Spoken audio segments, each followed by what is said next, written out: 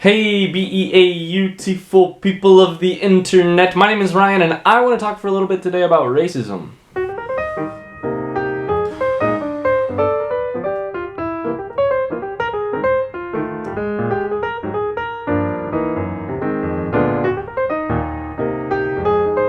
Disclaimer, but I also want to talk about how much sleep I'm getting, or not getting.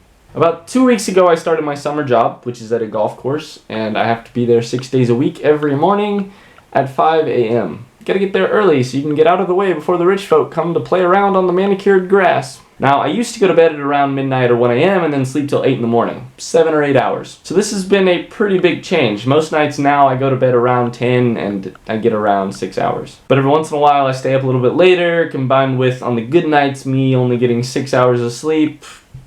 And recently, that has made me into a grumpy dude. It's this fascinating thing, honestly. When I'm well rested, I think I'm a pretty positive person. I smile a lot, I crack jokes, they're not funny. But when I'm low on sleep, I feel myself change. Like, I become a different kind of person. I snap at people. I make quick judgments about people. I'm not really willing to listen to their ideas. I'm grumpy. My personality changes. Okay, pause. That idea that I just said is so mind-bogglingly simple that I think sometimes we think that it's unimportant. The idea that, to some degree, the situation you're in determines who you are. This is so important. Seems intuitive, right? Then take that logic and apply it to somewhere like Ferguson or Baltimore or any place where rampant racism is at its worst right now. Is it really that far-fetched to think that the people in those cities are changed a little bit by the suffering that they endure? And because that they're changed, that their actions change too? If that's possible, which I think that it is, then why? Dear God, please tell me why. Do we have other humans who come from much more privileged situations saying how inappropriate the actions of the oppressed are? That would be like well-rested Ryan telling sleep-deprived Ryan that his actions are going to be judged as if he were well-rested.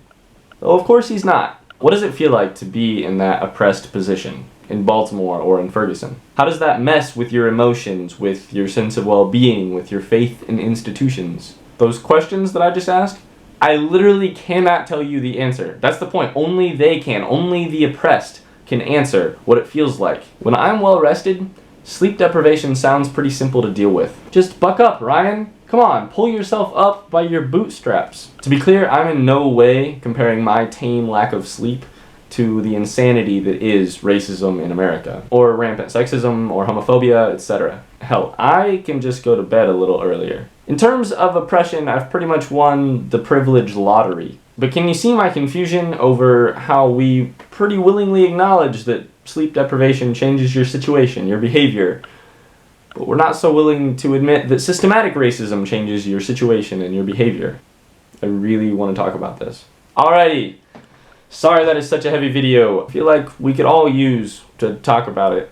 That's all I got for this week. I'll see you all next week. P.S. Welcome to the newcomers on this channel. If you've got any other friends who want to be called beautiful on a weekly basis, send them to the subscription button. Best wishes. Disclaimer, welcome to my room. Like, the room I grew up in. I recently moved back home again in Indiana, in Greentown, Indiana. I should really start thinking about, what I'm gonna say before I say it.